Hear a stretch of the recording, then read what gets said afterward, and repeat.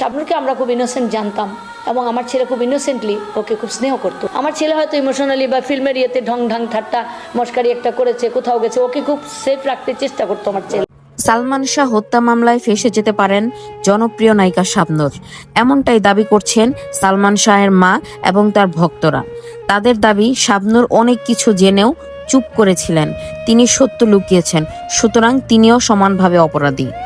তিনি জানতেন সালমান শাহ আত্মহত্যা করেনি, তাকে খুন করা হয়েছে, তবুও তিনি কাউকে কিছু বলেননি। শুধু তাই না, এবার বেরিয়ে আসলো অনেক কিছুর প্রমাণ। সালমান শাহকে হত্যার পরে যেই ফ্যানের সাথে ঝুলিয়ে দেওয়া হয়েছিল, সেই ফ্যান থেকে সালমান শাহর উচ্চতা একদম সমান সমান ছিল।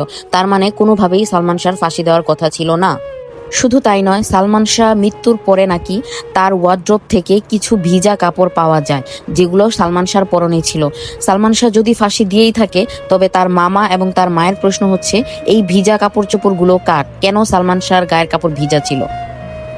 শুধু তাই নয়, মৃত্যুর পরে সালমান শাহর মা তার মৃতদেহের মধ্যে দেখেন সালমান শাহকে নতুন কাপড় পরানো হয়েছে এবং সেই কাপড়ের স্টিকারও তারা তাড়াহুড়ো করে তুলতে ভুলে গেছে।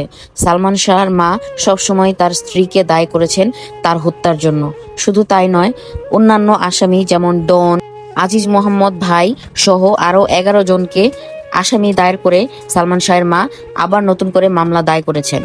আমরা চাই সালমান শাহ যেন ন্যায় বিচার পায়, তার এই হত্যা মামলা যেন একটি সুষ্ঠু ও ন্যায় বিচারের মাধ্যমে শেষ হয়।